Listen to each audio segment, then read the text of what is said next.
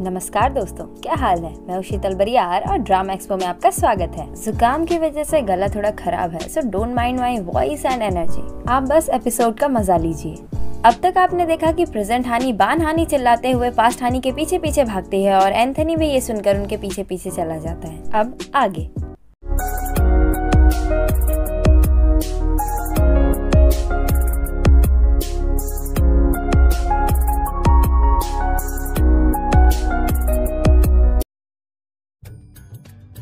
Past हानी एक store room में जाकर छिप जाती है जहाँ बहुत अंधेरा होता है, और क्योंकि पास्ट हानी ब्लैक कॉस्ट्यूम में रहती है इसलिए फ्लैश लाइट की मदद से भी प्रेजेंट हानी उसे नहीं ढूंढ पाती। उसके बाद वो रूम से बाहर चली जाती है और तभी उसकी मुलाकात एंथनी से हो जाती है। दोनों ही एक दूसरे को देखकर हैरान हो जाते हैं और फिर एंथनी पूछता है, तुम यहाँ काम करती हो?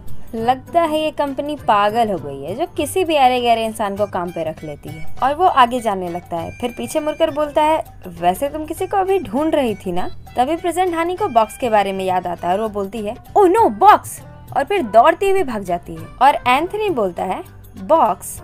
लगता है मैंने ही कुछ गलत सुन लिया। वो दौड़ती हुई कॉरिडोर में बॉक्स के पास जाती है और बोलती है, बान हानी, तुम्हें तो मैं बाद में देख लूंगी। और फिर कंपनी का सामान वाला वो बॉक्स लेकर चली जाती है। बाहर बहुत ही देर से वो टैक्सी का इंतजार कर रही होती है पर कोई भी टैक्सी उधर से नहीं गुजर रही होती। तभी यूयुन अंदर से आ रहा होता है और हानी को देखता है। वो उसके पास आकर बोलता है कि दिन के इस टाइम में इस एरिया में बहुत ही कम टैक्सी आती है, लेकिन वो उसको इग्नोर कर देती है। फिर वो किसी को कॉल करता है और कहीं से स्क्विड गुड एडवर्टीजमेंट वाला मिनी वैन लेकर आता है। उधर दोनों सीनियर शेफ सामान लेकर आती है तो देखती है कि यूयुन की जगह बुआ का खबरी बर्तने धो रहा है। वो पूछती है, तुम कौन हो? वो खुद को उनके सामने इंट्रोड्यूस करता है, हेलो लेडीज, मैं चा स्योंग सिक हूँ और आज मैं बर्तने साफ करने के मिशन पर हूँ।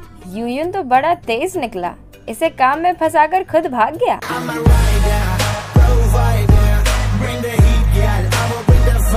मिनी वैन सिग्नल पर रुकती है। हानी देखती है कि बगल वाले लोग उस क्रैपी सी वैन की वजह से उनका मजाक उड़ा रहे हैं। फिर वो वैन का विंडो क्लोज करने लगती है, पर ये क्या, विंडो तो खराब है। oh, no.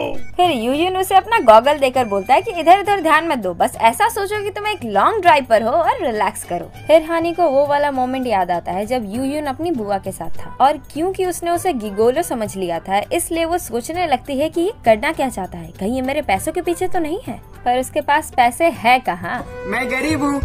फिर वो चश्मा पहनकर बैठ जाती है। इधर मिस्टर चेयरमैन और डोयुन अल्कोहल पीते पीते इमोशनल बातें कर रहे होते हैं, लाइक तुम भी तो मेरे बेटे जैसे ही हो। और डोयुन बोलता है, थैंक्स टू यू मुझे अपने पापा की कमी कभी महसूस नहीं हुई। मिस्टर चेयरमैन बोलते हैं, तुम बहुत ही अच्छे और रिस्पॉन्सिबल बच्चे हो।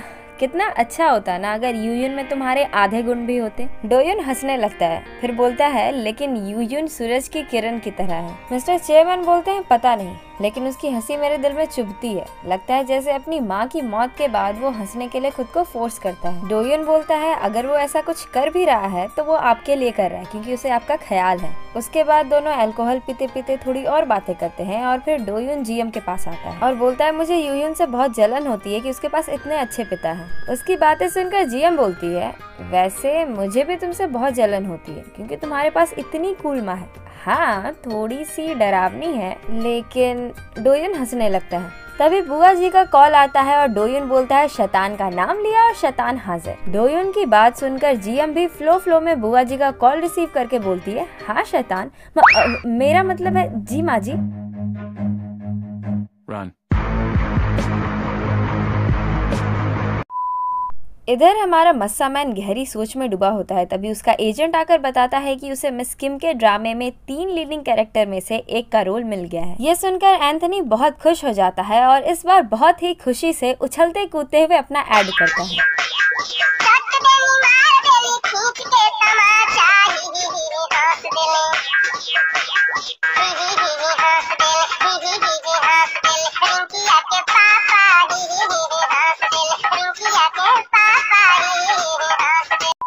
उसकी परफॉर्मेंस देखकर सभी लोग बहुत खुश होते हैं। फिर तीनों रिफ्रेशमेंट खाने के लिए आते हैं। वहाँ पर एंथनी का फेवरेट सैलेड बन रखा होता है और वो उसे दोनों हाथों से बड़े चाव से खा रहा होता है। तभी पास्ट हानी की नजर उस पर पड़ती है। उसे इस तरह से खाते देख पास्ट हानी को पास्ट एंथनी की याद आती है। पास्ट में हमारे मस्सा मैन का नाम था यांग चुनसिक और उस समय भी वो अपने फेवरेट सैलेड बन को इसी तरह खाता था। तो होता ये है कि एक दिन एक शॉप पर चुनसिक ऐसे ही खा रहा होता है और तभी पास्ट हानि उसी राह से गुजर रही होती है। चुनसिक को ऐसे खाते देख हानि को उस पर घिन सा आता है और वो डिस्गस्टिंग बोलकर वहाँ से चली जाती है। उसकी आवाज सुनकर चुनसिक उसके पीछे दौड़ता हुआ जाता है और बोलता है मेरी गर्लफ्रेंड बन जाओ। हानि उसे अवॉइड कर जाने लगती है और सभी टिपिकल ड्रामास की तरह चुनसिक भी पास्ट हानि के हाथ को पकड़कर उसे दीवार में चिपका कर एक चेपू सा डायलॉग मारता है, पर पास्ट हानि उसका पोपट कर देती है ये बोलकर कि ऐसे चेपू से लाइन मुझ पर काम नहीं आने वाले, पहले जाकर अपना मुंह साफ करो फिर आकर बकबक करना।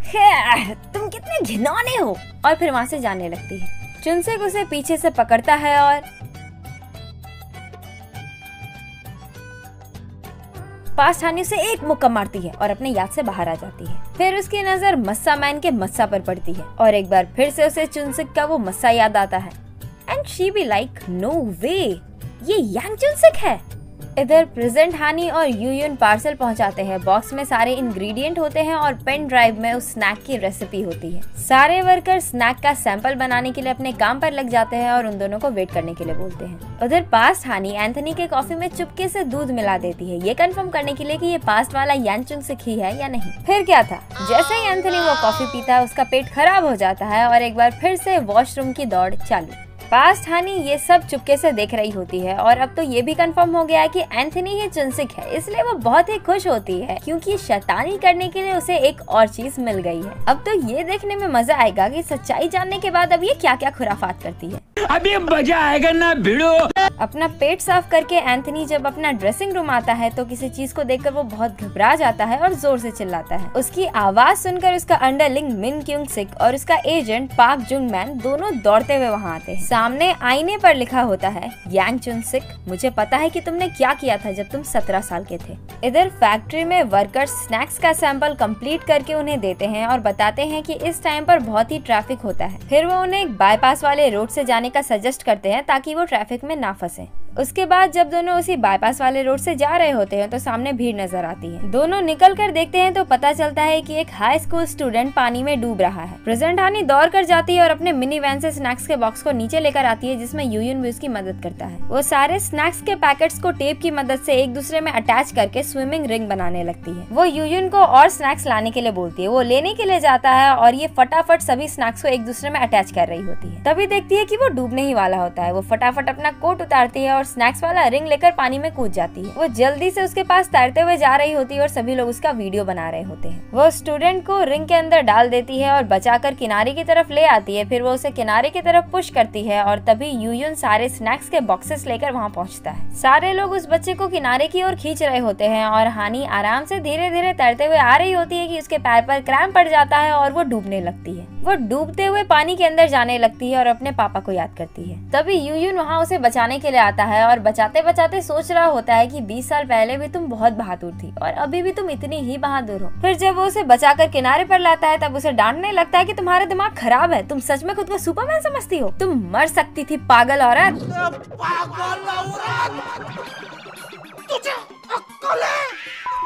तभी हानि की नजर वहाँ के लोगों पर पड़ती है जो उनके सारे स्नैक्स खा रहे थे। हानि दौड़कर बॉक्सेस चेक करती है पर सारे स्नैक्स ऑलरेडी खत्म हो चुके थे। एंड शी बी लाइक मेरा तो इतना लाइफ खराब हो गया है, इतना लाइफ खराब हो गया है मेरा। फिर वो जीएम को सारी बातें बताकर वही फटे हुए खाली रैपर्स दिखाते हुए माफी मांगती है। जीएम उसे डांटने लगती है ये बोलते हुए कि तुम्हें सच में लगता है कि मैं तुम्हारी बातों पर विश्वास करूंगी। हानि बोलती है मुझे पता है कि मेरी बातों पर कोई भी विश्वास नहीं करेगा पर यही सच है। जीएम अपना आपा खो देती है और हानि को बहुत डांटने लगती है और गुस्से में अपने डेस्क पर फाइल को पटकने लगती है। तभी उसकी नजर बाहर सारे एम्प्लॉइज पर पड़ती है जो उसे बहुत हैरानी से देख रहे होते हैं और वो शांत हो जाती है क्योंकि वो सबको कूल दिखना चाहती थी ना, तो टेम्पर कैसे दिखा सकती है। फिर वो प्रेजेंट हानि को बोलती है कि चलो प्राइवेट में बात करते हैं और डिपार्टमेंट ऑफिस से बाहर लाकर उसे डांटने लगती है और हमेशा की तरह हानि सॉरी ही बोल रही होती है।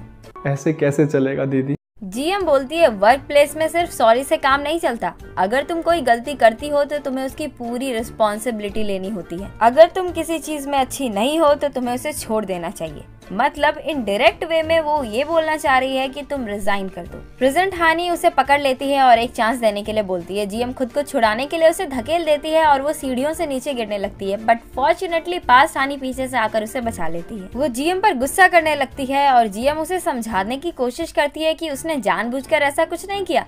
पर आपको क्या लगता है कि हानि उसकी बात सुनेगी? जी हाँ, बिल्कुल नहीं। वो जीएम को और भी ज्यादा सुनाने लगती है। तभी प्रेजेंट हानि उसे चुप कराते हुए जीएम से बोलती है कि मुझे माफ कर दीजिए, जो भी हुआ है मैं उसकी पूरी रिस्पॉन्सिबिलिटी लूंगी। फिर जीएम वहाँ से चली जाती है। उसके बाद प्रेजेंट हानि पास्ट हानि को बताती है कि ये लेडी पास्ट हानि की बेस्ट फ्रेंड ओजीएम है। ये सुनकर पास्ट हानि हैरान हो जाती है, क्या ये चुड़ैल मेरी जीएम है?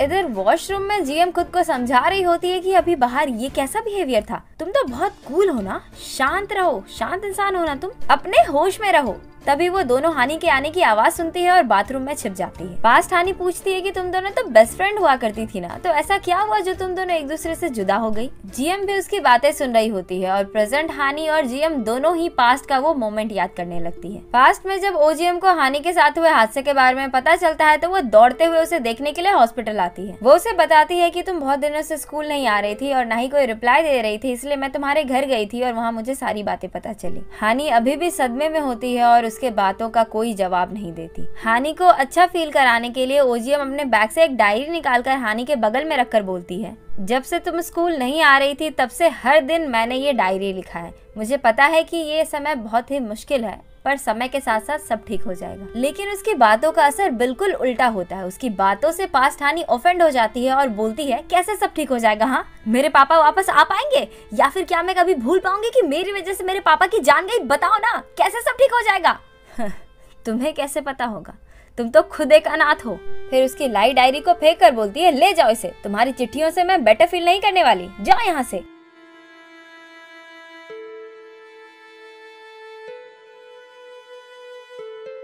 फिर कहानी प्रेजेंट में आती है, जहाँ पास्ट हानि अपना चेहरा साफ कर रही होती है और ओजीएम वेट कर रही होती है कि ये दोनों जल्दी यहाँ से निकले ताकि मैं भी निकलकर अपने काम पर जा सकूं। जब पास्ट हानि अपना चेहरा साफ कर लेती है तो जीएम उसे देखकर हैरान हो जाती है, कॉज व्हाई नॉट, इसका चेहरा यार, इसका चेहरा। दोनों हानि बातें कर रही होती है जिसमें पास्ट हानि बोलती है कि तुम बिल्कुल मेरी माँ जैसा एक्ट कर रही हो। ये सुनकर जीएम हैरान हो जाती है और उन दोनों को माँ बेटी समझ लेती है। फिर दोनों बातें करते हुए चली जाती है और जीएम बाहर निकलकर राहत की सांस लेती है। फिर शाम को दोनों घर आती है और प्रेजेंट हानि वही वाला स्नैक्स खाती है और इस बार उसमें लिखा होता है कि मार्च में सावन की हवाओं के साथ साथ फूलें भी खिलेंगी और सभी फूल मधुमक्खी और तितलियों को अपनी ओर आकर्षित करेंगी। ये पढ़कर प्रेजेंट हानि बोलती है, सावन की हवाएं? घंटा, यहाँ तो सर्दी की हवाएं चल रही हैं। तभी अचानक से बिजली चली जाती है और किसी के हंसने की आवाज आती है। फिर खिड़की पर किसी का साया नजर आता है और दोनों जोर से चिल्लाती हैं। उसके बाद यूयुन घर की लाइट ठीक करता है और इधर उधर देखता है, पर वहाँ कोई नहीं होता। पास्ट हानि बोलती है, मैंने सच में यहाँ पर एक भूत देखा, उसके लंबे लंबे बाल थे। फिर प्रेजेंट हानि बोलती है, आई एम सॉरी, यहाँ पर मैं बस तुम्हें ही जानती थी इसलिए बुला लिया। यूयुन बोलता है, वैसे तुम ठीक तो हो ना? उस टाइम पे तुम्हारे पास कपड़े सुखाने का भी समय नहीं था, अगर तुम ऐसे ही कपड़े पहने रहोगी तो तुम्हें ठंड लग जाएगी। फिर उसके स्वेटर को ठीक करते हुए बोलता है कि तुम्हें गर्म कपड़े पहनने चाहिए, पर वो तो ऑलरेडी स्वेटर पहनी हुई है और मेरे ख्याल से स्वेटर तो गर्म ही होता है। ओहो, इम्प्रेस करने की कोशिश। पर पास्ट हानि ऐसा होने देगी क्या? पास्ट हानि बोलती है, तुम मेरी माँ पर लाइन मार रहे हो? यूयुन बोलता है, हाँ, इसमें कोई प्रॉब्लम है क्या? प्रेजेंट हानि उसे घूरने लगती है। फिर यूयुन बहाना बनाकर बोलता है कि मैं तो मजाक कर रहा था, तुम दोनों काफी डरी हुई थी इसलिए मैं तुम्हें हंसाने की कोशिश कर रहा था। सड़ी के, अब तो सच बोल दे। वैसे अब तुम लोग ठीक ही लग रही हो तो मैं चलता हूँ, गुड नाइट, और चला जाता है। पास्ट हानि बोलती है, ठरकी साला कूल बनने की कोशिश कर रहा है। और प्रेजेंट हानि अपने ही ख्यालों में खोई हुई स्नैक्स वाले उस लाइन को रिसाइट कर रही होती है। मार्च में सावन की हवाओं के साथ साथ फूलें भी खिलेंगी और सभी फूल मधुमक्खी और तितलियों को अपनी ओर आकर्षित करेंगे। उसे इस तरह देखकर पास्ट हानि यूयुन को लेकर उसे टॉन्ट मारती है और प्रेजेंट हानि बोलती है, ऐसा कुछ भी नहीं है, और फिर दोनों अंदर चले जाते हैं। उन दोनों के अंदर जाते ही एक लड़की वहाँ से गुजरती है। अच्छा, तो यही थी इन सबके पीछे। ये है कौन और कहां से आई, ये सब तो आपको आने वाले एपिसोड्स में पता चलेगा। तो ये राज जानने के लिए स्टे ट्यून्ड। फिलहाल के लिए हम आगे बढ़ते हैं। दूसरे दिन जोआ कॉन्फेक्शनरी में उसी स्नैक्स को लेकर होने वाले मीटिंग पर बातें चल रही होती है। जीएम बोल रही होती है कि उस मीटिंग को पोस्टपोन कर दे, क्योंकि उस डूबने वाले बच्चे की इंसिडेंट की वजह से वो स्नैक्स का सैंपल जो था वो तो लोगों ने खा लिया था और सैंपल फिलहाल अभी रेडी था नहीं। और ये बात जीएम उन लोगों को नहीं बताती है, बस इतना रिक्वेस्ट करती है कि मीटिंग को पोस्टपोन कर दीजिए क्योंकि सैंपल अभी तक रेडी नहीं हुआ है। और इसी बात के लिए बुआ जी उसे डांट भी रही होती है कि तभी मिस्टर किम वहाँ दौड़ते हुए आते हैं और न्यूज चलाने को बोलते हैं। सभी चैनल्स पर हानि के द्वारा उस डूबते हुए बच्चे को बचाने की बात चल रही होती है और इस वजह से वो स्नैक्स बहुत ही पॉपुलर हो चुका था। जिन लोगों ने वो सैंपल्स खाया था उन्हें भी वो बहुत पसंद आया था और सभी यही बात कर रहे थे कि पता नहीं ये स्नैक्स किसका है, अभी तक लॉन्च भी नहीं हुआ है लेकिन बहुत ही ज्यादा अच्छा काम किया स्नैक्स ने एंड ब्ला ब्ला ब्ला, जिस वजह से ये रातों रात स्नैक्स पूरा फेमस हो चुका है। ये सब देखकर मिस्टर चेयरमैन बहुत ही खुश होते हैं और जोर जोर से हंसने लगते हैं। फिर बोलते हैं कि अब मीटिंग रखने की कोई जरूरत नहीं है, लोगों को स्नैक्स ऑलरेडी पसंद आ चुका है, तो प्रोडक्शन लाइन को ऑर्डर दे दो कि आगे का काम शुरू करें।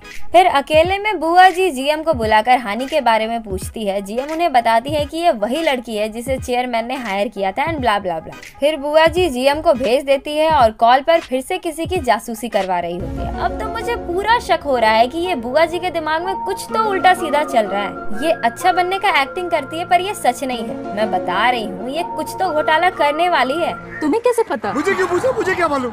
तो किससे पूछो यार? उसको जाके पूछ। मैं नहीं बताऊंगा। तुम नहीं बताओगे तो कौन बताएगा? मैं क्या बताऊं?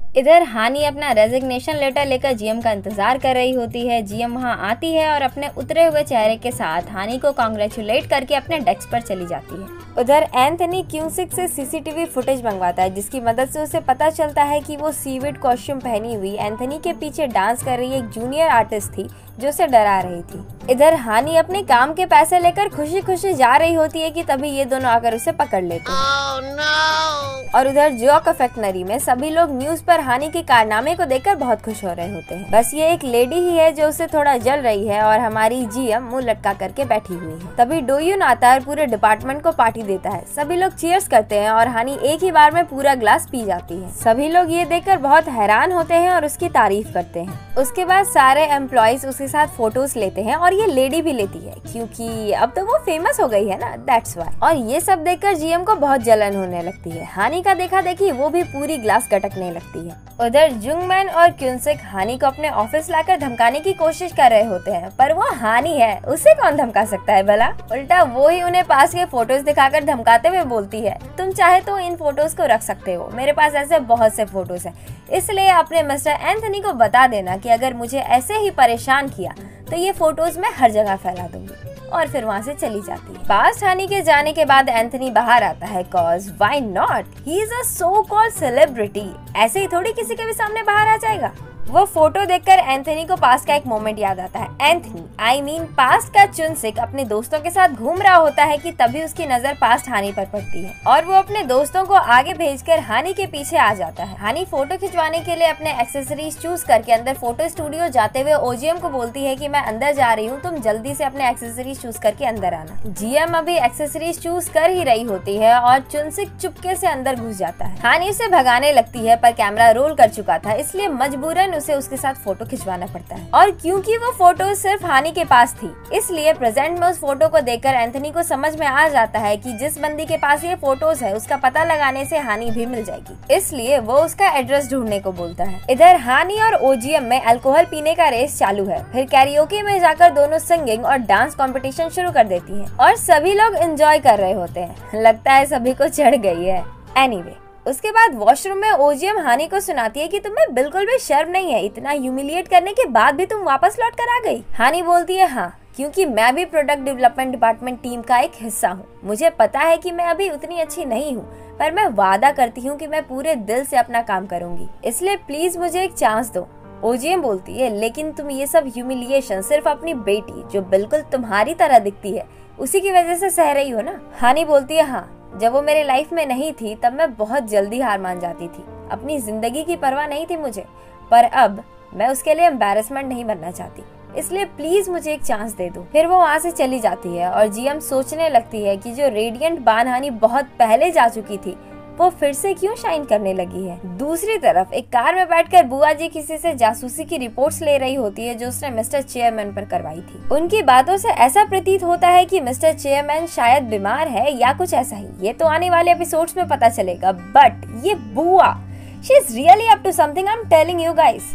मालूम है तेरे बाप को मत सिखा। इधर हानि नशे में टल्ली होकर झूमते हुए घर जा रही होती है। वो सड़क के स्ट्रीट लाइट को अपना हाई स्कूल का स्टेज लाइट समझकर वहीं पर डांस करने लगती है। उसे लग रहा होता है कि वो अपने हाई स्कूल में डांस कर रही है। तभी यूयुन वहाँ से गुजर रहा होता है और उसे डांस करते हुए देखता है। वो उसके पास आता है और हानि उसे बताती है कि आज मैं बहुत खुश हूँ। इन 20 सालों में पहली बार आज मैं ऑसम थी और इस बार एक डरपोक की तरह मैं भागी भी नहीं, मैं सुपर कॉन्फिडेंट थी। यूयुन बोलता है मुझे एक्चुअली तो पता नहीं है कि क्या हुआ, पर good job, you are super awesome. ये सुनकर हानि खुश हो जाती है और फिर से डांस करने लगती है और डांस करते करते वहीं पर गिर जाती है। फिर बेचारा यूयुन ही उसे उठाकर लाता है। रास्ते में उसकी नींद टूटती है और वो बोलती है कि मेरे पापा भी मुझे इसी तरह पीठ पर उठाया करते थे और रोज मेरे लिए गाना गाते थे, और वो रोने लगती है। उसे इस तरह से रोता देख हमारा यूयुन भी इमोशनल हो जाता है और फिर उसे घर ले जाता है। फिर दिखाया जाता है कि हमारा मस्सा मैन भी हानि के घर का पता लगाकर उसके घर पहुंच जाता है और वहाँ उसकी मुलाकात यूयुन से हो जाती है। हानि मस्त नशे में सोई हुई है और ये दोनों एक दूसरे को देखकर हैरान, और इसी के साथ एपिसोड भी यहीं पर खत्म हो जाता है। तो कैसा लगा आपको ये एपिसोड, कमेंट करके जरूर बताइएगा। और हमारे इंस्टाग्राम अकाउंट को भी फॉलो कर लीजिए, क्योंकि इस चैनल पर आने वाले सारे एपिसोड्स के अपडेट सबसे पहले हमारे इंस्टाग्राम अकाउंट पर आते हैं। कौन सा एपिसोड कब और कितने बजे आने वाला है, सारा अपडेट हमारे इंस्टाग्राम अकाउंट पर होता है। और साथ ही वहाँ पर आप मुझसे बात भी कर सकते हैं और मुझे सजेस्ट भी कर सकते हैं कि अगला ड्रामा मुझे कौन सा एक्सप्लेन करना चाहिए। अकाउंट का लिंक आपके स्क्रीन पर स्लैश हो रहा है और साथ ही हमारे डिस्क्रिप्शन में भी उसका लिंक आपको मिल जाएगा, तो जल्दी से जाइए और फॉलो कीजिए। और अगर ये वीडियो आपको अच्छी लगी तो लाइक कीजिए, ड्रामा लवर्स के साथ इसे शेयर कीजिए, और अगर आप इस चैनल पर नए हैं तो चैनल को सब्सक्राइब कर लीजिए। तो आज के लिए बस इतना ही, मिलते हैं किसी और दिन किसी और वीडियो के साथ, तब तक के लिए अलविदा, जय हिंद।